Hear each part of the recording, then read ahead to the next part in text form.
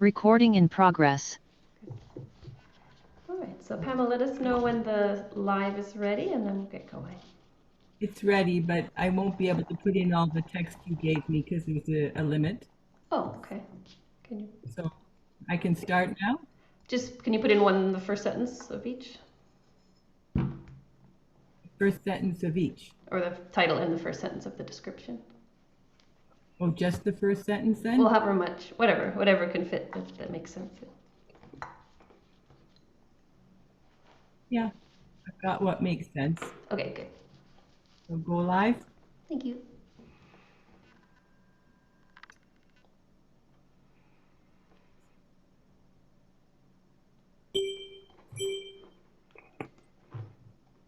Hello and welcome to the Unit of Justice and Unit of Economics room in Enlightening Our Way Together 2023.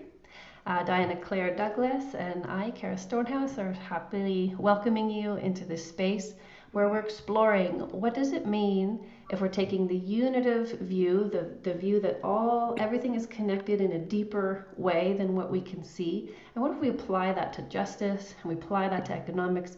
What do we create in the world? What do we bring forth? What's the transformation that's possible? And so today we're co-founders of this beautiful network called Living Cities Earth, which Sue, Eric, Ferial, and Mike, as well as Anne-Marie and Dinah Claire and I were all part of this. And there was a very lively spark going on in the chat saying, oh, I work with people in the criminal justice system, and here's the work we're doing, and everyone had some really interesting stories to share. So we said, let's bring this together and share it out, so you can share with each other, and also so the broader community can benefit from this conversation. So we're just gonna very easily open. Actually, let's start with a nice moment of silence, because that's part of our praxis with the Hague Center and this unitive way of being. If we stop and sink into the silence, we invite ourselves into a deeper place and we relate from there, and everything flows just a little more easily. So let's just tune in to the mystery of what this unitive justice emerging.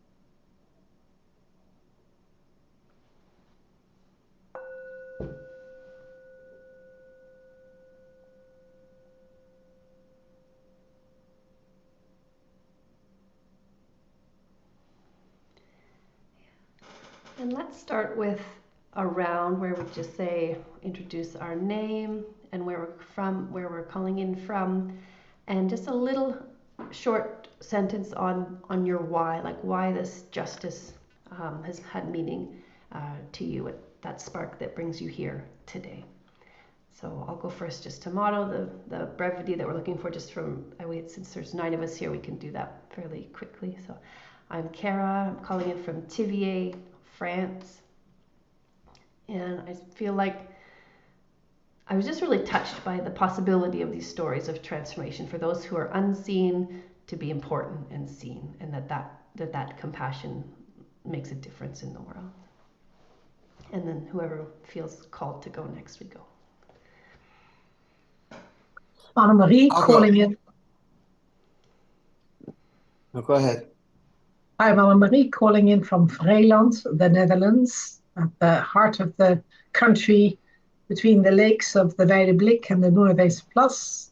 And I'm really called to look into this deeper inquiry around justice and what Chief Phil Lane calls love in action and sees it as part of the fires that we're lighting in our Lightning Our Way Together, and to see how another form of justice can bring love no matter what in any context. So happy to hear your stories. Thank you for being here.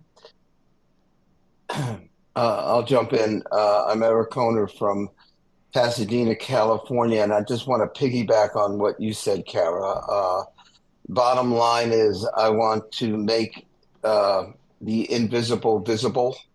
And if there is one population that I find completely invisible, it's incarcerated people.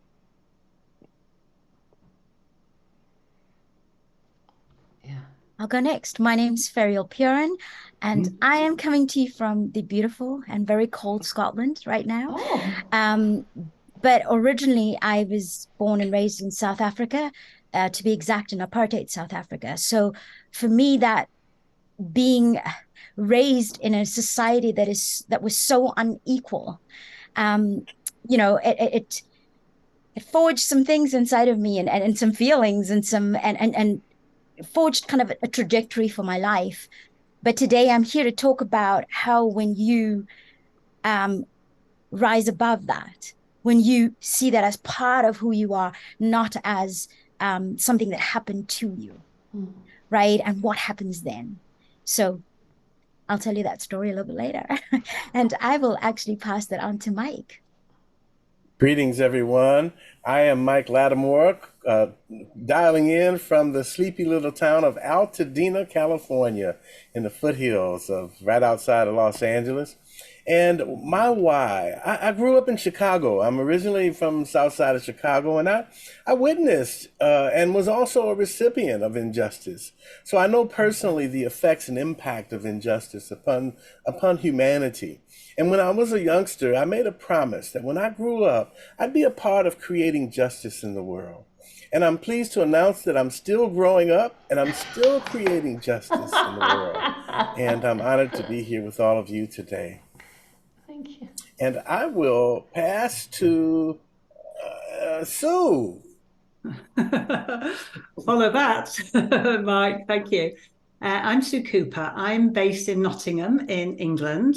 I too had an accusation levelled at me, and I recognise it's really hard to prove innocence, and it's very destroying in every manner.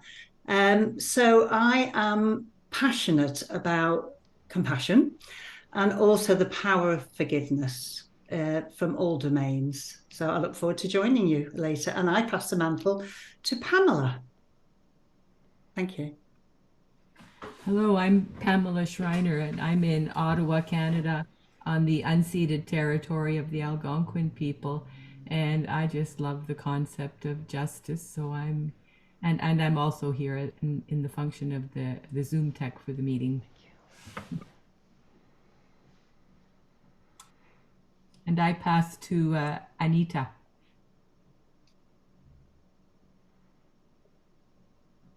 Hello, good evening, everybody. I am Anita Flores. I'm calling in from Capelle aan de IJssel in the Netherlands. And my field of expertise was welfare work and specifically child protection. So I've had a little bit to do with the justice system. And one of my main practices right now is that of compassionate heart. So this is appealing, just curiosity that brings me here. And I'm passing on to Diana Claire. Thank you.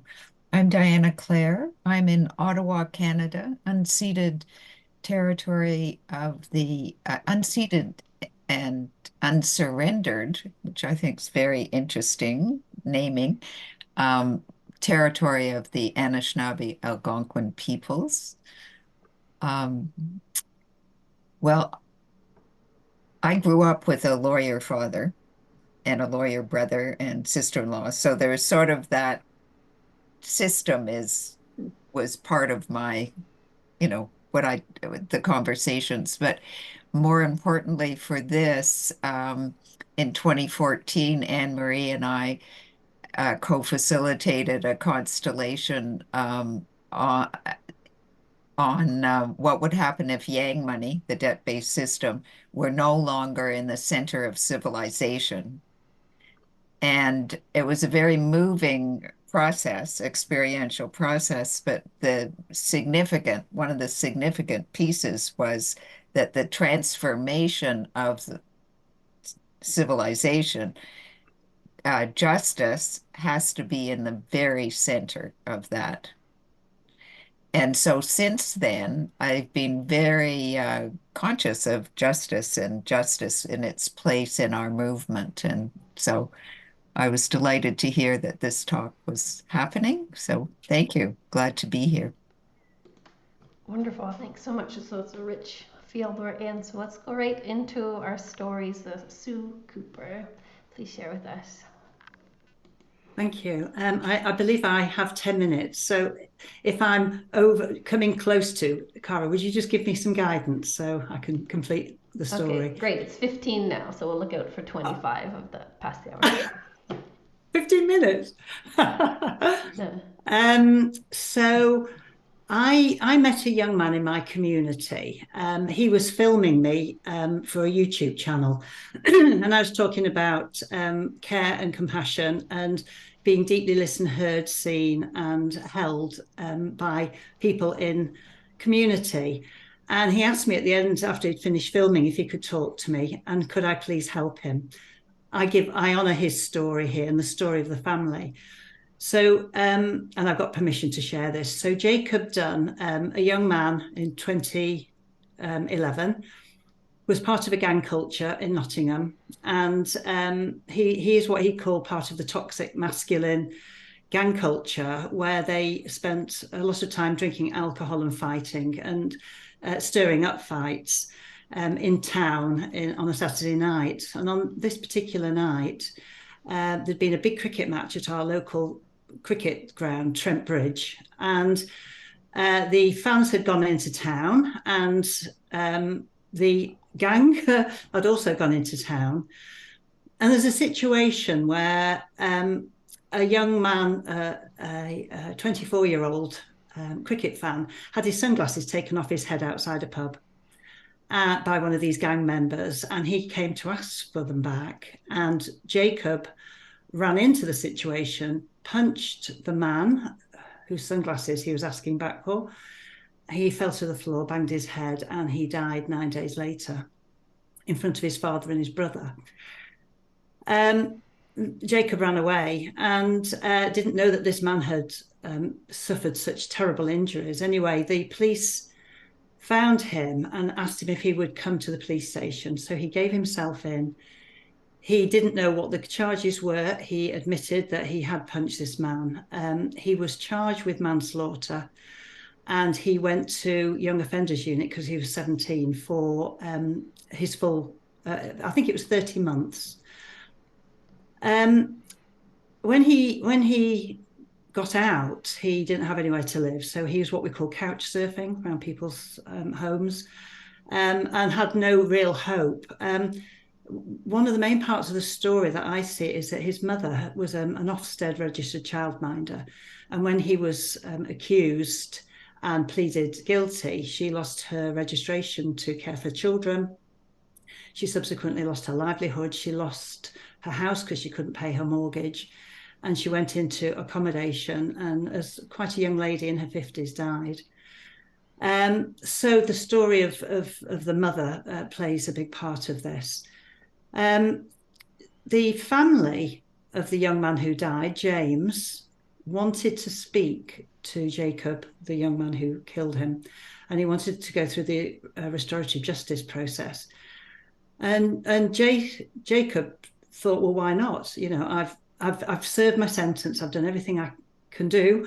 Yes, of course I'll meet them. So the father wanted Jacob to make eye contact with him, because during the process he hadn't been able to make any eye contact. He said he felt deep shame, so he looked down the whole time, and that's all James's father wanted. The restorative justice process said you can only go into this room together if you shake hands, and the father really didn't want to do this, but he agreed that he would.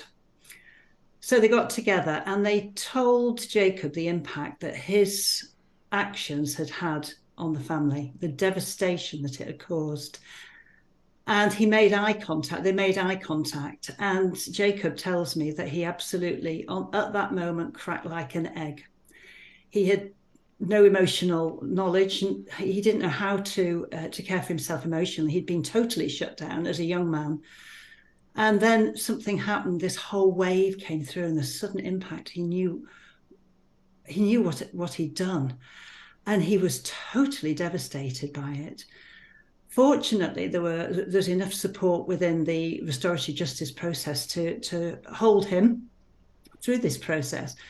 But the family, they shook hands, they hugged, and the family said, "We'll support you." Excuse me. I'm just going to take a breath. So they did. They encouraged him to go back to school because he'd been excluded from school when he was 15, and he did his first lot of exams, his GCSEs, and got top marks. He went to do his A-levels. He got all grade A's, and the family kept encouraging him. "Now you've proved to us that you really can make something of yourself," in James's memory. So he went to university. He studied criminology. He got a first in criminology. And he's now a very beautiful speaker, and his life's legacy is going around schools talking to children about toxic gang culture and what can be the effect of that. But there's more to it than that, because he said, I want to eventually move away from the story. The story is one that is so sad and so devastating. There's just one little part I've forgotten. James's mother said her biggest regret was that she never reached out to Jacob's mum while she was still alive, because on that day they both lost sons. And the humility and the compassion of that action spurred the family on to continue to support Jacob in his journey.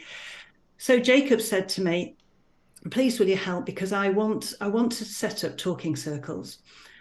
He's written a book, Right from Wrong, and he said the legacy moving forward is for people to be able to meet each other in community, to do what Anna Marie and I know call the 4 deeps: the deep listening, the deep dialogue, the deep democracy, deep ecology, and to hear the 4 voices. We've talked a lot about the 4 voices of the city, and to bring people together with different interests, but not really have a plan. We've started a pilot scheme at the moment. But what was really interesting was that the BBC during COVID, when after Jacob wrote his book, heard about it and asked him to do a podcast, which was on the BBC for 5 mornings. It's 5 podcasts for 14 minutes each, where Jacob was interviewing James's parents about the impact of it. And it's hard listening, but it says everything about compassion and forgiveness and love and the opportunities that are coming out of this, which none of them ever wanted, but they're seeing something very positive moving forward. So when the BBC recorded it, and it had huge feedback, the local Playhouse here, our big theatre, 750-seater community theatre, heard about it, and they said that we need to get this on the stage. We need people to really engage in this. So one of our leading playwrights in this country has offered, he was gently persuaded actually, to write a play about the story and incorporate the talking circles within probably about 10 of the performances. There's going to be 21 performances over the whole of May 2024. So Jacob said to me so many times, "I was so fatigued trying to do this on my own. I just couldn't do it on my own." Well, I was trying to, but it was hard work. But now he's linked into what we call the local, our group, the groups that are not visible. I keep plumbing it into different people who've got different skills that can help him spiritually and physically and emotionally, and forge relationships. And we know we've got another 5 months to go, but we met with the Playhouse. Got 1 minute. We met with the Playhouse last week, and we started our first talking circle with the 4 voices of our city, the Lord Lieutenants and the council and people who are holistic practitioners. And they all said, each one, how can we help? What can we do to help support you so that we can, by the time the Playhouse play starts, it's called Punch, we have got these talking circles, and we understand how we're going to formulate this. We're creating a blueprint. We've got some marketing people who are helping us gather the information so that we can gift this out into every city, every town, every park, talking benches everywhere. So thank you. Watch this space. Thank you for listening. That's a beautiful story. It's so touching. I really cried when the first time you told it to me, for the way the mother was so affected as well. It really touched me. Good. So let's continue right into the next story, and then we'll reflect at the end more. Yeah. So Michael Lattimore, welcome. Thank you so much, Sue. Boy, that just really opened my heart. So I have a story, a personal story of restoration, a story of healing, a story of forgiveness, a story of compassion, and a story of unexpected positive outcomes. This is the story of justice that restores rather than justice that condemns. And my own life has been impacted in a most phenomenal and unexpected way. So I met Rhonda in 2009 when she was an inmate doing life at the world's largest maximum security prison for women, Valley State Prison. She was doing life and what was considered to be doubled life because of additional sentencing guidelines. She was supposed to see the board for parole sometime in the 2030s, 2032, 2036, something like that. Rhonda, by her own admission, was from an impoverished background. And she realized that she, like her fellow inmates, was suffering from much of what had happened to them in life. So around 2003, she was well into her first decade in prison doing life. And she wrote a series of letters to various organizations asking for speakers to come in and share with the incarcerated women. Before this, she had created a survey, an informal survey, asking women how many of them had been impacted by trauma, by family violence, by hurt growing up. 79% of these women responded that they had experienced childhood trauma in their lives. One of the respondents from the letter that she sent out was a couple who were faculty members at a spiritual psychology program called the University of Santa Monica. This couple, David and Bonnie Paul, responded to the letter and said, sure, we'll be happy to come in. And they took 25 volunteers into that maximum security prison in 2004. And they began a movement that would become the Freedom to Choose Project. Freedom to Choose teaches compassionate experiential education. It supports people with transmuting upset into healing. It increases communication, connection, empathy, and understanding, reduces violence in the prison and recidivism. And it not only serves the participants and their families, but even the correctional officers who are standing by listening to the content. So in 2004, Rhonda wanted better for the women that were incarcerated with her and for herself. And she, from 2004 up until last year, she participated in every Freedom to Choose workshop that she could. Even when they moved her to another prison, she was helpful in us moving the program there. And we did workshops at CIW prison, that's California Institute for Women, and she participated there as well. She was committed to restoring the harm that was done by her crime and also the harm that she had experienced in her life. And then in 2023, by some miracle, Rhonda was called to the parole board nearly 10 years before the time when she was due. I'm going to make up that she treated this parole board like it was a freedom to choose project, like it was a compassionate experiential circle.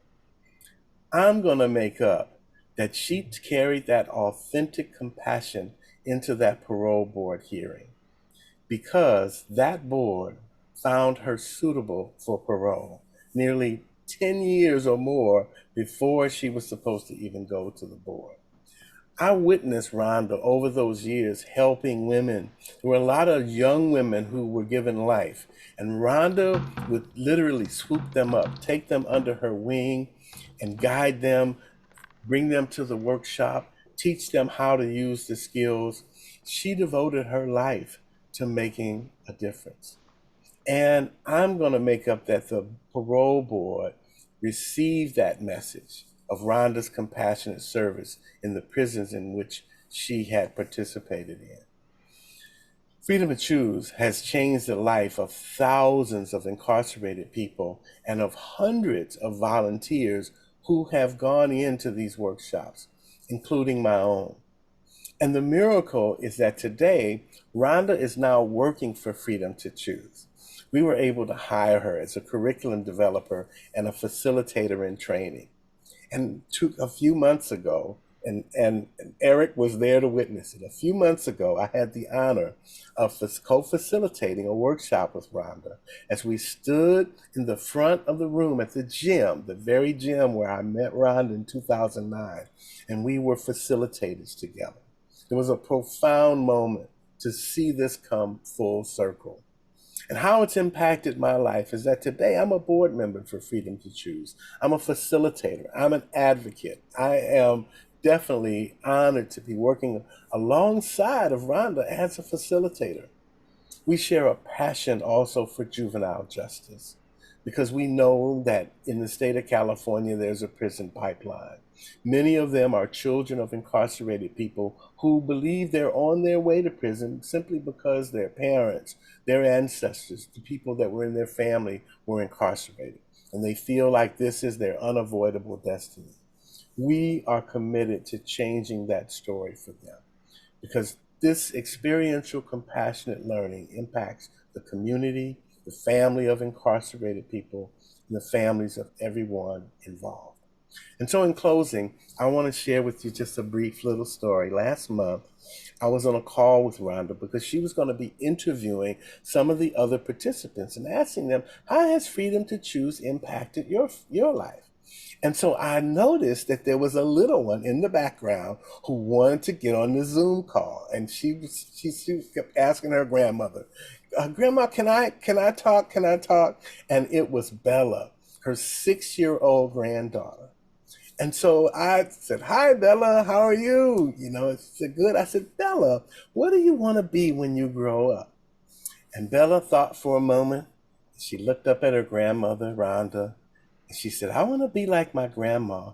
I want to be a helper of people. And I'm telling you, my heart opened, my eyes leaked, because Bella was speaking the voice of my 6-year-old, my inner one, who said too that, yes, I want to be a helper of people when I grow up. And that's what Freedom to Choose has allowed me to do, and it's what I'm up to. I believe in restorative justice. I believe that we are more than our worst behavior. And me personally, being sober for 36 years, I know that redemption is possible. I've lived it in my own life. And so I'm just honored to be a part of this mover, to be a helper of people. Each one of us reaching one, teaching one, furthering the movement of unitive justice, of restorative justice. Because in my experience, punitive justice simply creates more hurt. while restorative justice creates opportunities to restore the harm that was done. And I just feel like we're awakening to the power that we have in us, the power of heart. And one of our co-founders turned me on to a new term that I want to share with you. It's called heartificial intelligence. Heartificial intelligence. That's Joseph Rathenau. I'm giving him full credit, but I believe that that's the power we have to make a difference in the world. So that's my story, and I'm sticking to it. Thank you so much, family. So warmly told, thank you. Let's pass it on to Ferial. So yeah, what a story, Mike. And absolutely so much love, because I think that's what my story is about. Now, you've already got me in tears. So my story is really about love, about courage, about forgiveness, and I think really just leaning into life. So this story is about a young girl, and her story starts 400 years ago on a ship from Indonesia bound for South Africa. So at the time, many of you would have learned in history about colonization, of course, and what took place in many parts of the world. At that time, kind of, I would say, so much fear, right? Fear of surviving, because at this point, it was not so much about going to plunder these other places as it was about surviving yourself. When you looked at the situations that many of these people lived in, many of them were incarcerated and given, a time to get onto ships, go to other countries, be free, whatever. And they did things along this way because of fear of surviving, right? But in the process, there were many other lives affected. So this young girl, right? So I'm going to talk about her forefathers on these ships coming over to South Africa and land in South Africa, not really, a completely different culture. At this time, it wasn't called South Africa, it was called the Cape of Good Hope. And I'm talking about my own forefathers, or foremothers, or foreparents. And there I was, hundreds of years later, in apartheid South Africa, with curly hair and brown skin. And every park, bench, beach, and bus told me every day that you weren't good enough. But there was something in me that said, no, that's not true. And something just kept, that voice never stopped being there to say, it's not true, no matter what circumstances came, no matter. I grew up, for example, in a home with a dad that was never really present because he was such a smart man and tried to be someone, I guess, try to express himself into the world. And when everything in your world says, you're never going to amount to anything, it just keeps pushing you down. There was no way for someone of color at this point to actually achieve anything in South Africa. So if you can imagine what that does in a person, and today I still can't understand this because now I still see this person as a man rather than as a father, because he couldn't be that. He was busy fighting this other aspect of who he is, and he wasn't unlike so many other fathers during this time that was affected by the situation. So growing up, it was very painful and very hurtful, but now I can see the man, right? Not the father, and understand why that had happened. But nonetheless, so the story continues, and I get to go to university, and because it was just something that I couldn't choose. I couldn't choose what I was going to do, what field I was going to take. It was like everything was chosen for you because of your color of your skin, you could only do this, you could only get that, you could only. So I fortunately was right at the end of apartheid. I apologize, I'm having lots of stuff going on here. And I studied architecture, for example, in a classroom full of boys. And it taught me things. It taught me about design, taught me about how to create, how to envisage something, right? And I guess that's still the visionary in me. But I continued to just regardless of whether there was an option for anything, I started realizing that I really had to trust life. And I just kept doing that. And I kept sitting in rooms and I kept sucking in information from, everything. And I guess while I'm doing all of this, right? So this realization starts to happen for me of a world that's really not conducive for many people to thrive in. Right. And so my life starts taking the direction of helping others with how do they thrive? How do they find that happy, right? In the midst of, quite honestly, situations that don't often allow for that, don't often feed us in that direction, right?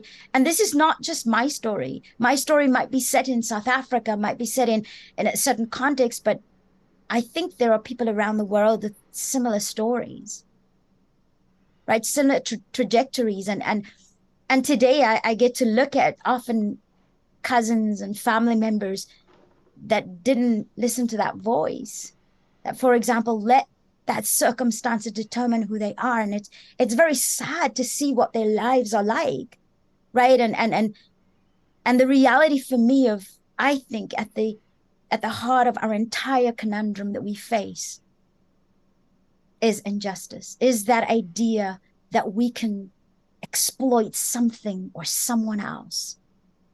And why do we do that? We do that because we fear. We do that because I want to survive. So I've got to do this because it's the only thing I understand now as a way of survival. And I guess my story wants to say there's a better way. There's a different way. Because finally, when I decided, well, there must be a better way for me, right? When I decided I was going to truly love me, I said it was a story about love. Love where it came from. Love who I am.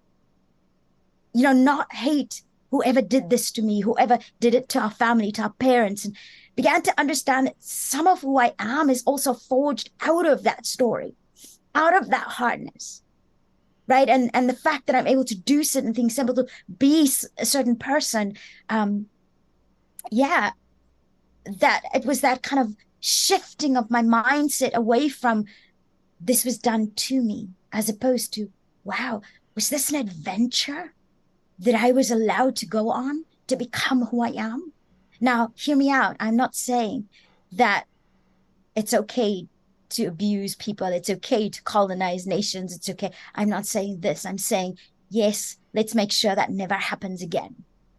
But at the same time, if you happen to have a story like mine, if you happen to have gone through challenges in your life, actually own them. Own them, because what I can say to you today is, from someone that every park, beach and bus said, you're not valuable. You're not who this world wants.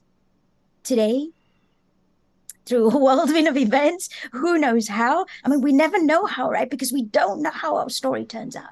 But I can tell you one thing. So many of the people I work with today, when I teach them about leaning into life, they tell me the same stories. So there must be something to this leaning into life.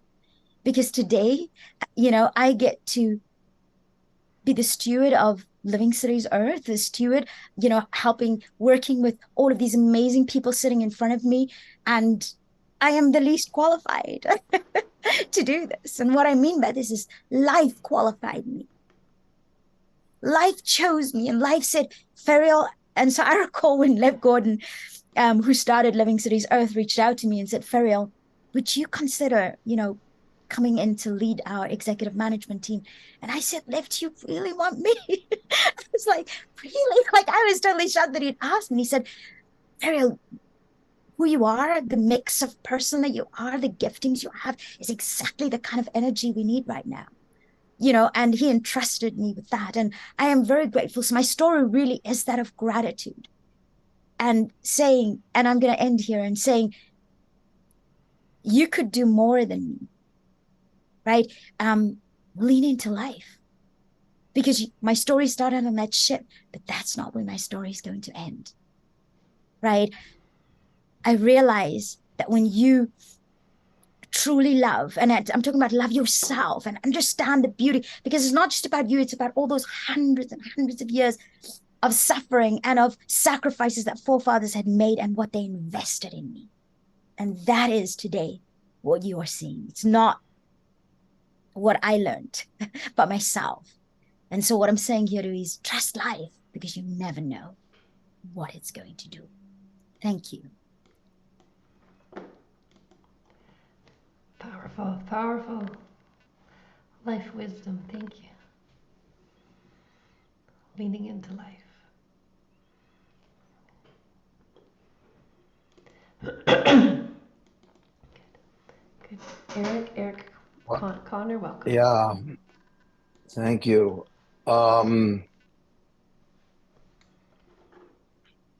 First of all, I'm really moved by,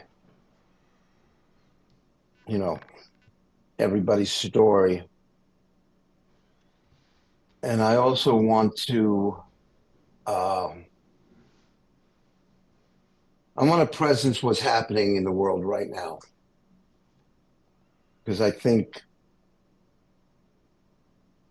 what's happening in the world right now is everything about what we've been talking about for the last 40 minutes. But I want to include that. And I want to also say that you are all my partners in crime. And that goes for the people that are visibly sitting here and for the people that may be listening. I'm going to talk about my story, and it's actually, it's my story, but it's much, much bigger than me. So I was what they called a hope to die dope fiend when I was a teenager. I've been struggling on and off all my life with being a drug addict. Like Mike, I've been in sobriety for a long, long time.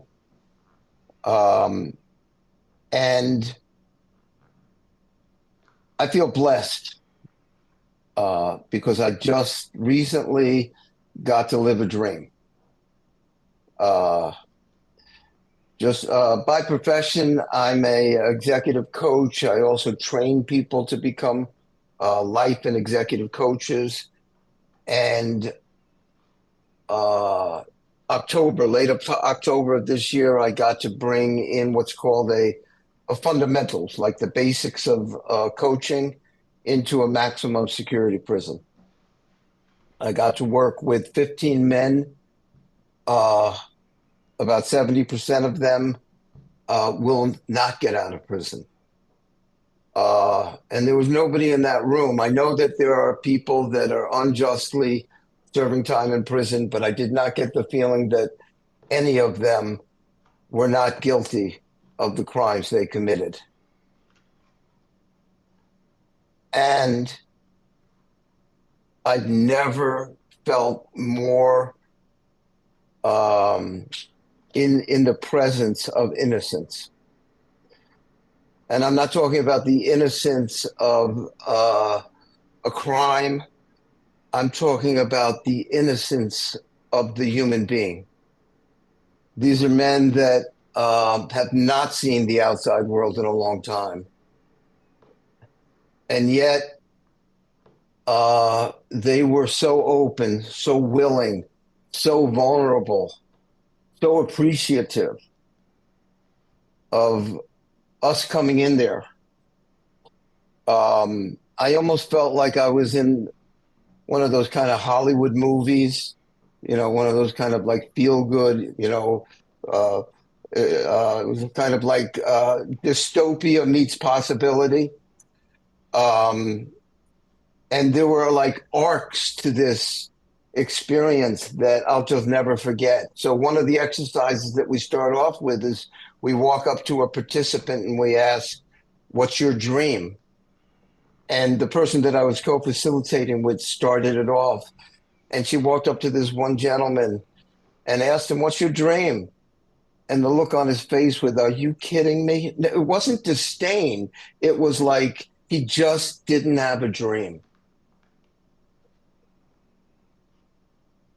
I'm going to get back to him. There was another gentleman.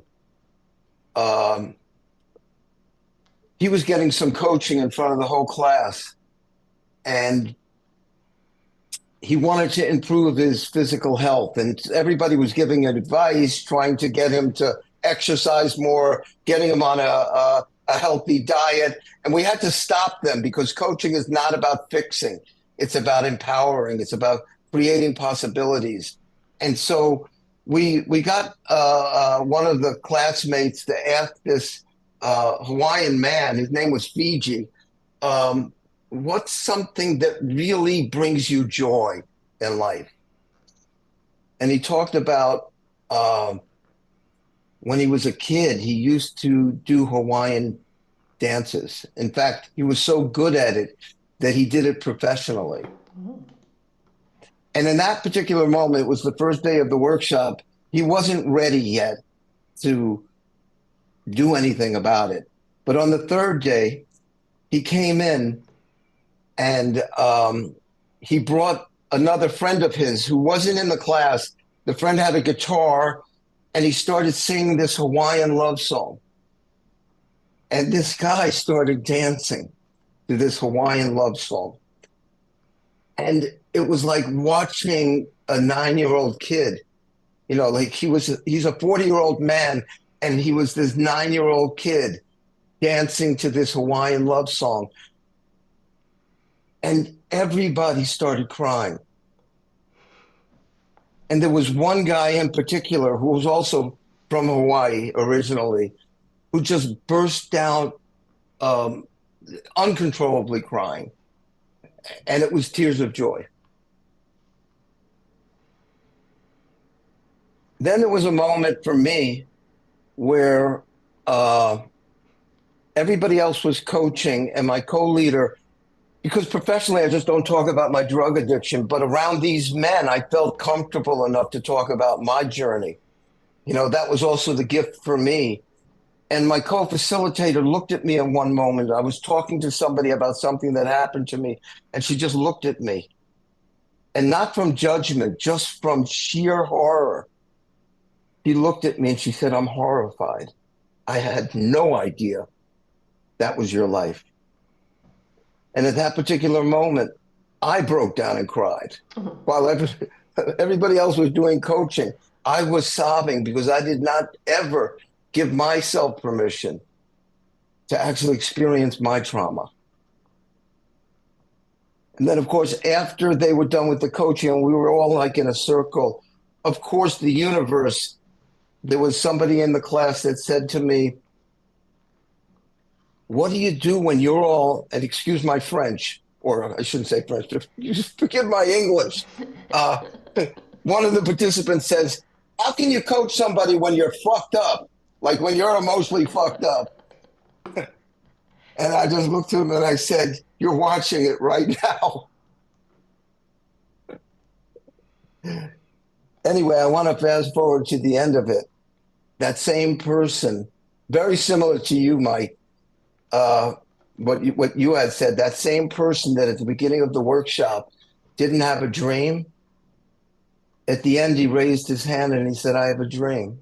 And of course, everybody was wondering, what's the dream? And he said, "My dream is to get trained to do this and help other prisoners."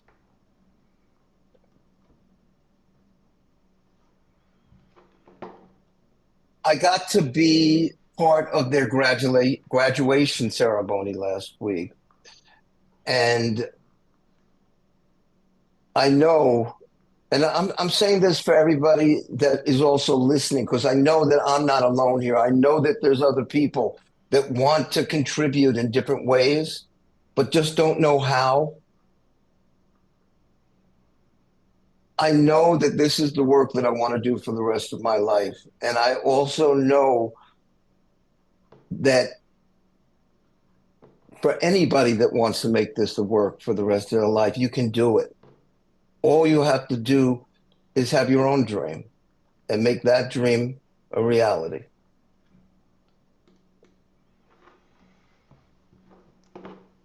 Thank you.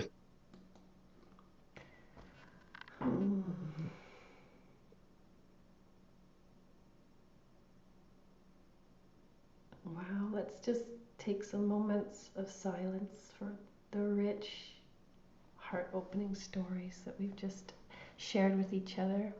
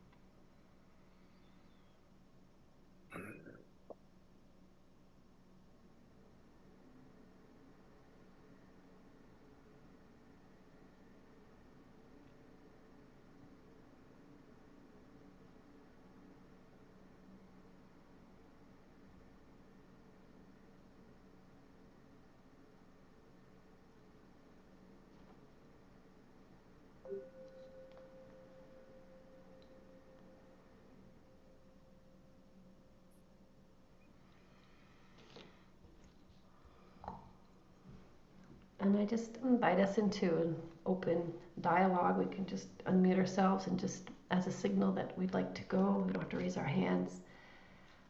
And just the overarching question is, what does this mean for us as living cities Earth and conscious co-creators? About what can we be creating to bring this deeper level of justice into the world? But more to start, we can start more about what's inspired us and touched us about each other's stories and the connections we see between them and what you're curious about the other people's stories. So just opening the space for whoever's wants to speak. May I share that? I just recently, so I believe in vulnerability. I've learned that when you can be real with another, it gives them the permission to be real with you. And I've seen that in this world, we've had to put on these masks because that's when we're acceptable, because that's when we feel we can be loved, when we can show a version of ourselves that is lovable, right? And so we've so been enculturated in that it almost becomes so natural for us to put on that other persona, that it's not truly you, which also means you can't truly be seen. And so one of the things that I realized even in our own organization, Living Cities Earth, right? We start to organize and we're an example of so many other organizations and people and groups trying to do something really amazing in the world. But what we started to do is we start focusing on the doing aspect of it. We start focusing on hey, let's get tactical here, and one of the things that I learned was this idea of David Bohm's, who he talks about this kind of generative dialogue, and it starts with that getting to know you. And I realize in many rooms that I find myself in, we see it as a waste of time. We just want to get to the tactical. So where am I going with this? I'm going with this is if we want to have justice, if we want to have all these amazing things that we think is what is generative in the world, is what's going to change the world, it really doesn't start with trying to do the big things. It really starts with, can we see each other? Can we find ways to waste a bit of time? I say waste because it's never a waste. I think waste a bit of time. I remember saying to somebody, I said, look, raising my two daughters was not a good investment from a perspective of when you're looking at it from just, financial terms, not a good investment, but the best investment. Because, they go on to be these incredible human beings that you have at this part to help to shape and who they are. So whilst you cannot measure in the same terms, the same way, I found that if we can stop for a moment, if we can see each other, if we can listen to our stories, if we can find those leveraging points, I'm going to say, with each other, where we can start to weave from, we get there faster than when we're just trying to move to tactical all the time. And so I know it's hard because we've been so enculturated, right? But I think if we really want to get somewhere, we're going to have to invest there. I have found in the time that I've been a part of many organizations and Living Cities Earth, the more I'm wasting time, the faster we're moving. And so I'm investing in wasting time with you, right? So yeah, I just wanted to add that. I think there's something about, it's not about fixing things and getting justice done and doing, but when I see you, when I love you, all of the rest follows.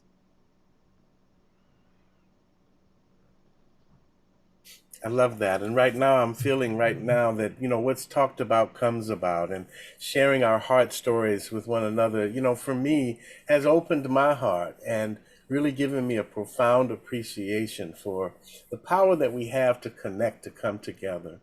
And, I was asked to be one of the co-managers for the People segment, along with Sue and Kim. And, one of the profound experiences that I'm having is that I've connected with about 7 or 8 of our co-founders, and to just hear what's in their heart has just moved me so profoundly. And so I was so intimidated at first by this, this big elephant, like, oh my God, we got all these co-founders, and how am I going to interview them all? And, but it has been so just heart opening, and it has really, really healed me in a real way, to realize that we all have stories that are capable of collectively healing the world if we just bring our stories together into the circle. So, yeah, I love this.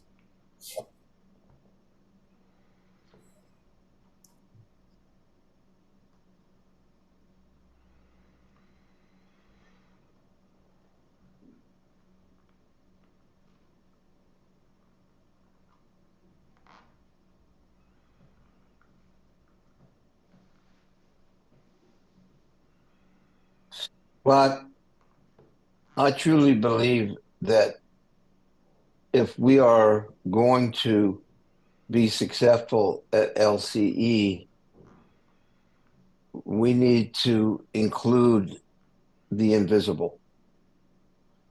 And I think that's one of my key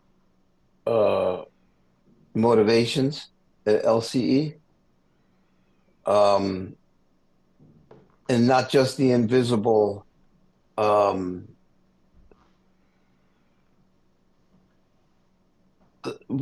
we're up to, and this is the good news. What we're up to almost feels impossible, and it's really about that goal of reaching 10,000 cities in 10 years. We are going to have to, and I say the collective we here, is we're going to have to totally reinvent ourselves to make that happen. We're going to have to give up who we think we are in order to create what's possible. And I know, me personally, I'm not built for that. I'm kicking and screaming my way through it, and yet I know that it's worth it. I'm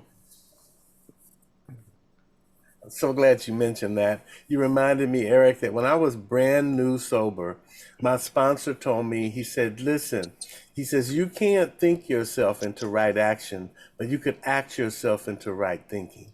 And the magic of freedom to choose has been that I sat in a prison in front of a total stranger, and in 5 minutes, right, we were heart connected and willing to tell each other our deepest, darkest secrets, because of the power of listening, that we can listen to one another. And when somebody listens to me, I open up and I realize that before I was listening to respond, to think about what am I going to say next, you know? But this is I not hear that. you. You know what I mean? Right? So I yeah, do. yeah, I know exactly what you mean. yeah. So I have a little story. I have so two of our co-founders.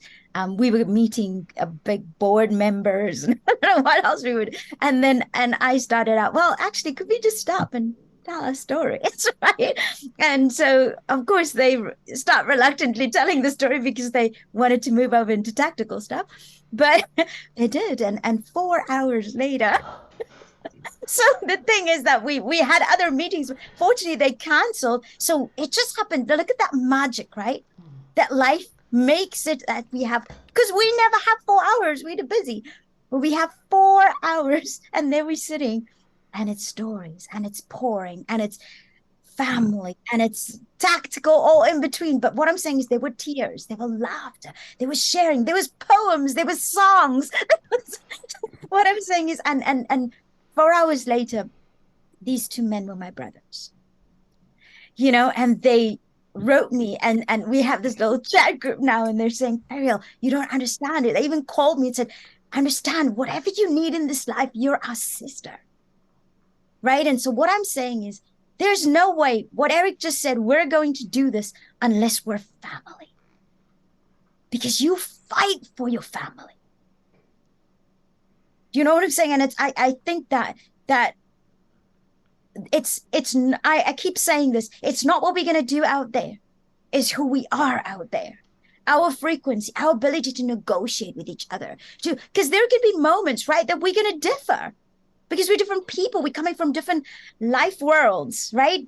Viewpoints. And the moment that we just want, like, this is what it is, this is how it is, it's going to land up in a war because that's what we've got out there. The moment that I can go, okay, Anna Marie, tell me where you're coming from with this. Explain a little bit more. Okay, I'm good. But do you see what I mean by this? And it's that negotiation of really caring for Anna Marie. And so I want to hear her and she wants to hear me. And then we find that beautiful middle ground. Because at the end of the day, we start to realize we're actually describing the same thing. We're just describing it from different angles, right? So I'm saying that there's these nuggets, and it's all embedded in that willingness to see one another. So thank you, Mike and Eric.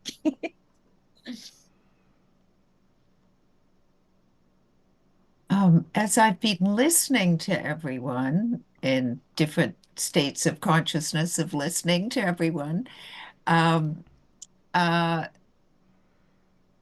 what showed itself for me is the symbol of justice, or the statue that we would know is blindfolded.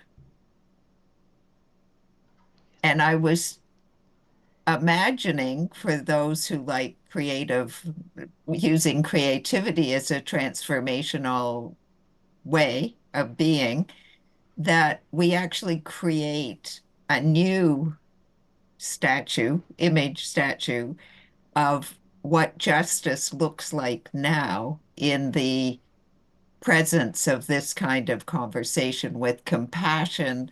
It definitely, from my point of view, wouldn't be blindfolded, that justice sees what is, acknowledges what is, and then can see beyond that, the conflictual patterns.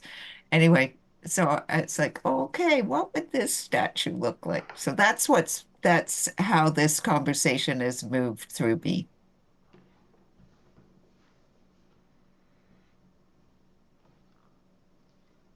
Diana, I really love what you just said there. I'm going to say why. My business partner, he's also one of our co-founders, Andy Ferguson. We were in a meeting very similar to this. It was an online session as well. And someone was sharing about First Nation peoples and some of the troubles they were having and so forth. And he comes home, when we're done, and he picks up the phone and he's saying, yeah, Ferial, it's really that time where we got to heal our wounds and we got to get past that which we've gone through. And he won't mind me saying this. and I listened and I was, you're right, Andy. And then I said to him, well, just give me a moment. I asked him, I said, so think about this. I come to you and I say to you, Andy, I've just been raped, you know, and you respond to me by saying, well, I know what that feels like because my grandmother was raped. I said, you don't know what that feels like. So what you just said there, Diana, about the blindness, very often, now we've all been through challenges, right? Every people group has been through trauma. We know this from our history. But then there's the stuff that has happened very recently. And we can't turn a blind eye. As part of that justice process, we have to acknowledge that. We have to see those people, and we have to try to see how do we help them in this moment move from that space. You know, and so I really, really appreciate that, because often it is about, let's look at the bigger picture, but there's someone right in front of you that's just hurting in this moment. Mm-hmm. I love that, Ferial. And you know, in my experience, I've discovered that just by listening, magic happens. Because the person who's sharing their situation, their pain, their quandary, they can hear themselves reflected through my listening, and they can hear the response, right? It took me 40 years to realize that when my wife is sharing with me a problem, she doesn't want a solution, right? She's not sharing it with Mike, the cybersecurity guy who fixes stuff, right? She's sharing it with a listening heart. She doesn't want a solution. All she wants is for me to listen. It took me 40 years to realize that, right? You know, I was yesterday's years old when I figured that out. But the power of listening, because it's in us, you know, to be able to hear our own story through the heart, through, you know, of another human. And I think that's our power that we have, you know, as co-founders, as leaders, as humanity, to listen to one another. You know. I think that I think that's also so important, Mike, in my experience, to do that also intergenerationally. So how can we really, really be keynote listeners, as we call it in the Hague Center for young people, and count 200 5 times before we say something. It slips in so easily as older generation to say something. And so part of the practice is for me really to be silent and just hold that space, is what you're saying. And I had a question for you, Eric. I was wondering, what is the fighting and what you are sharing that you find not easy in what you are also saying we needed to be being, I would say, in the to reach out to the 10,000 cities. Could you voice that? Could you voice what is scary or what is activating that sense of, oh no, I can't do this? My identity, who I think I am,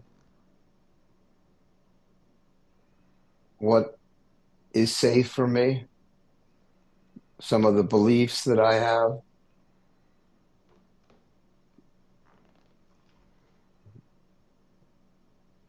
The way I've been taught to separate myself from others.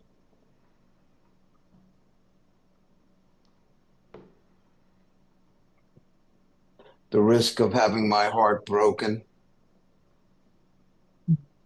I think that's the biggest part that I have to embrace. So I'm wanting to share something that's very vulnerable for me. It happened last week, and it's an example of me having to let go. Mm-hmm. I've been reaching out to both my Jewish and my Muslim friends just to check in. And I contacted a woman who's Palestinian. And politically, we have different political beliefs. And I asked her how she's doing. And she told me a story and I'm not disparaging anybody here. This could be anybody, okay? But she told me a story where she opened up to a Jewish man the intergenerational trauma of having her mother, as a 4-year-old girl, was being held by her grandmother fleeing during Nakba. And Nakba, for people who don't, Nakba is when the Arab people in Palestine had to flee after the 48 war.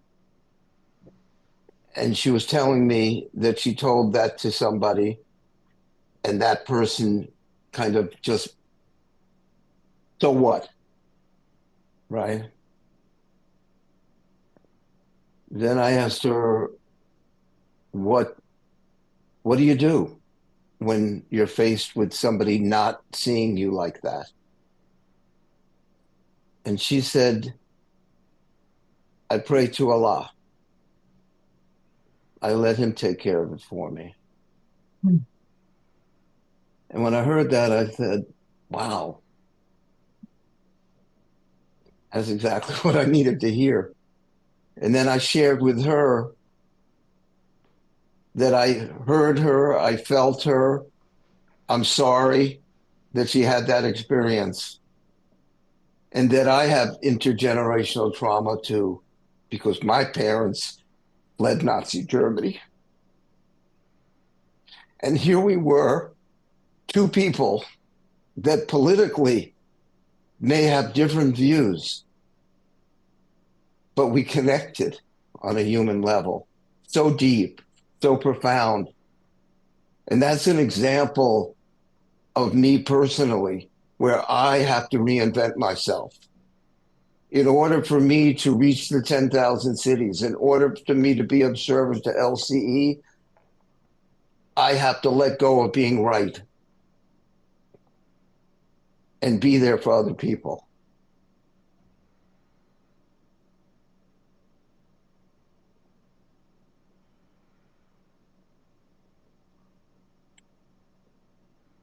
And it's a day-to-day process. I'm not very good at it, but I know that's where I need to go.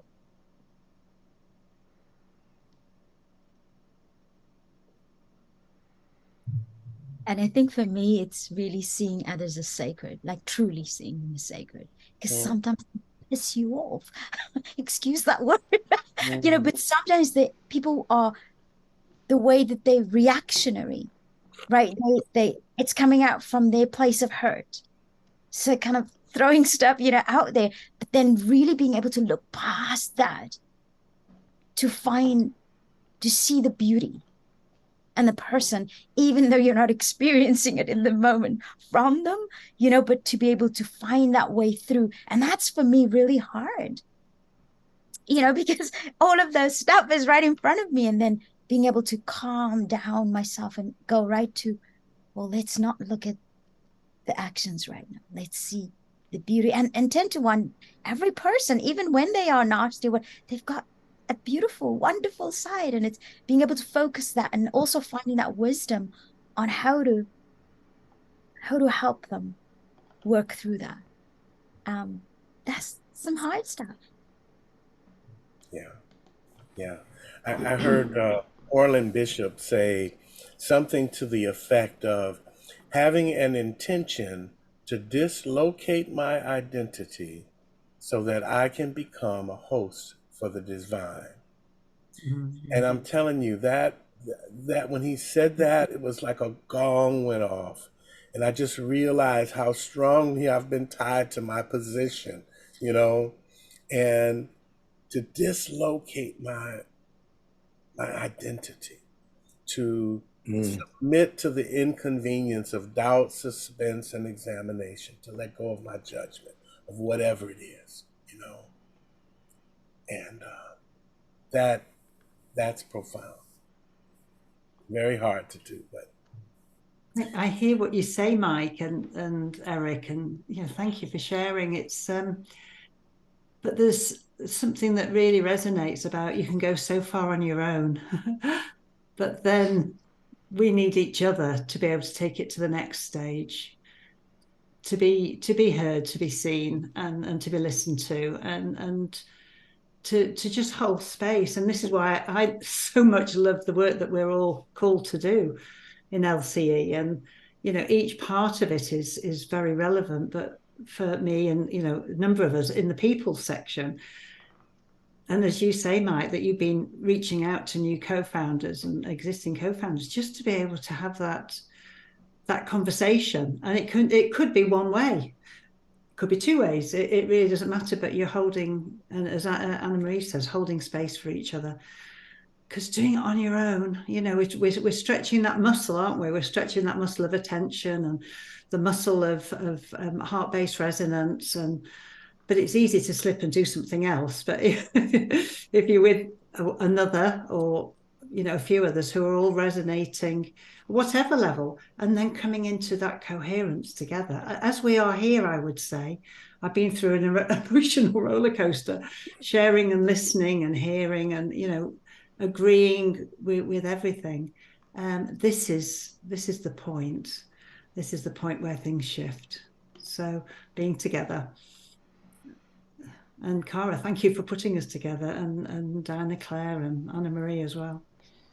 Yeah, I was reading recently about the process of communities forming, and you can have a pseudo community where you're all saying, oh yes, good, love, light, yes, we all agree, and then but when you can get into this space where we can really say what we really think and what we really disagree on, and feel safe that space is held in this compassion and love and deep listening, and work through it to a space where we hear each other deeper now than what we didn't get excited and trying to convince each other, but we listened deeper, and then you become like a real community who can really make a transformative difference. Yeah. And Pamela and Diana Claire and Anne Marie and I are part of a group called the Spirit of Canada Dialogue Projects, and we do this listening beyond division talks about how do you turn towards what breaks our hearts, and let's share from that heart space so that we can turn into the future and really see what's coming next. And as we try to bring our visions into reality, is that we got an opportunity with the museum to scale up, and then our visions that starts to hit the ground, and then the tensions arise when you're taking the beauty and grounding it. And so we were blessed with a team that wants to process tensions, and with Diana Claire's really wonderful ability to hold the space for us with her maps of consciousness and her experience of how to hold space, and many of our experiences and maturity to hold space and say, okay, let's talk about. Diana Claire says, write down all your grudges, frustrations, and angers on sheets of paper. I was like, ooh, as a Canadian, I'm like, ooh, no, and then we talk about it, and then after we could write it all down, and then I could talk about it, and then we could say, okay, is that really true, and tell me the story behind that more, so we can connect and flow again, and really and let those bigger visions come to life. Thank you, Cara. I'm aware that there are two folks in our circle whose voice I have not heard, and I would love to hear from Anita and Pamela, if they're willing.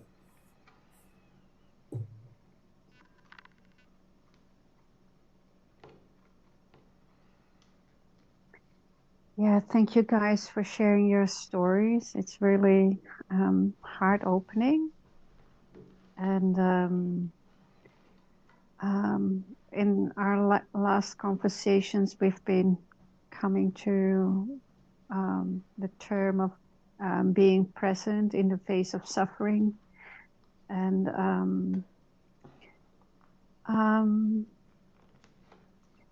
And the suffering, and it's the beautiful story that Sue said, that when crimes are committed, that both parties suffer. And what comes up for me as well is to start with what I've heard called as the alliance of the willing. Because in my work, I've often come across kids that are hardened so much that they're opening up to a softer approach is really hard. It's really difficult. But to start with the alliance of the willing, the people that are open to it and are able to do it, and I think in that sense, Sue's story was very close to my experience. That kids sometimes are not emotionally capable of holding that much of emotion and heartbreak. Also, you have to be quite strong to allow your heart to break, and it's very courageous to do that. And the brave heart in that sense is so different from the tough heart that hardens, and that kind of braveness, that kind of courageousness or lion heart, yeah, it can is so counterintuitive for many of these kids. So it's when it does happen, it is heart opening, and it is really special and beautiful to be able to be part of that. So thank you so much for your stories.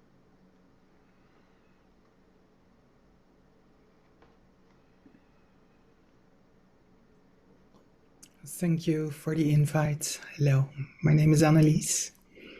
I know a lot of you. And well, I'm in a place of pain every now and then, so I'm in a silent moment.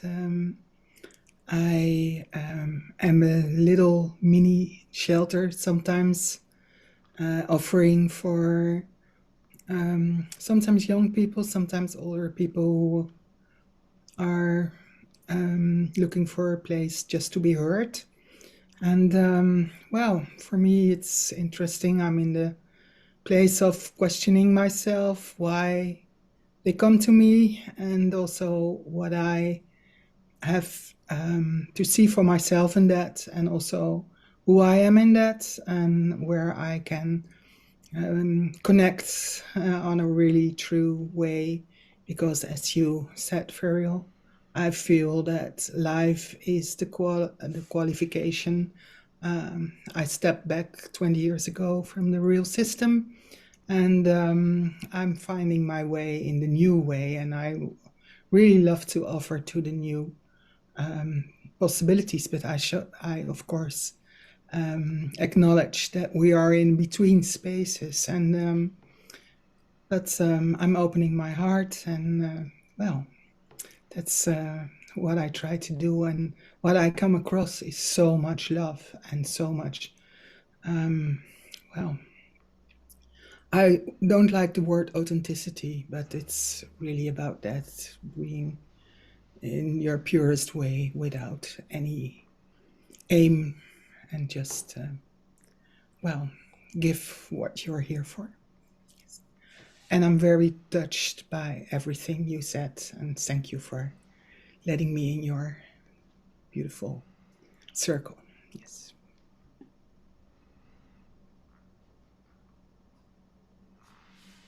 Yes. Thank you. The stories I heard really touched me, and they reminded me about a little video on Vimeo called Step Into the Circle. A woman who goes into, you've seen that, she goes into prisons, and what becomes very clear is that people who are incarcerated have endured huge amounts of trauma. And so, when just walking down the street, we never know what people have endured. So, to be open-hearted towards everyone and is what I try to remember. Thank you. Good. As we move towards closing circle, let's just take a moment to envision in our mind's eye a symbol of unitive justice, especially for this social transformative movement.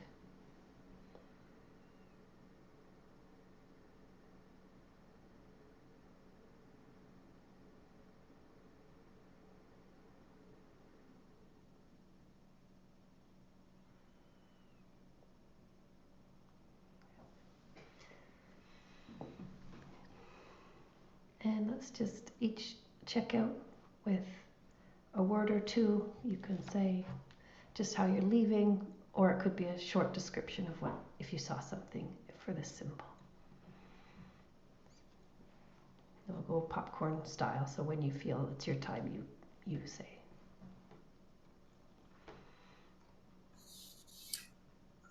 My intention is to continue listening with an open heart.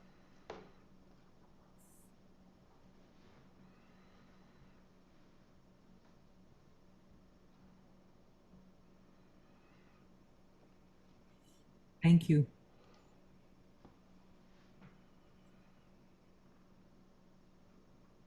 So my intention is to really keep being in my love space and just really trusting, continuing to trust life, because I get to see the magic every day. And yeah, thank you for this conversation.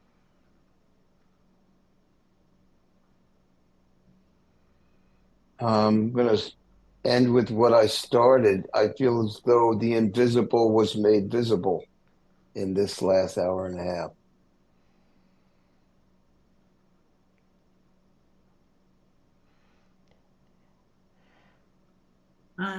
Thank you. I sense the living legacies of so many of us coming into manifestation now. So I'll continue with my support and living legacy for the youngsters who have the answers.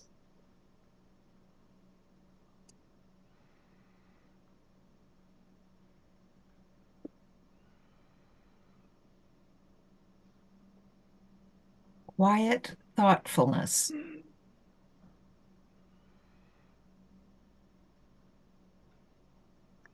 Tender-hearted.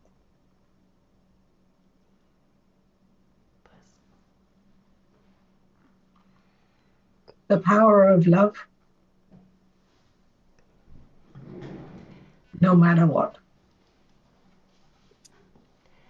And I just see the symbol of justice as leaning forward in a deep listening pose, and just bringing forward the phrase in the talking circles in Enlightening Our Way. It's listen as if it's the Creator speaking through the other person. Okay, I'm putting that in my intention.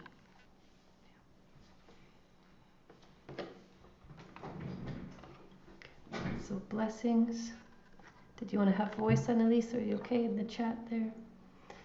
Thank you. And we'll see you all in the future. Thank you, everyone. Everybody. Bye Thank for you. now. Bye Thank for you. now.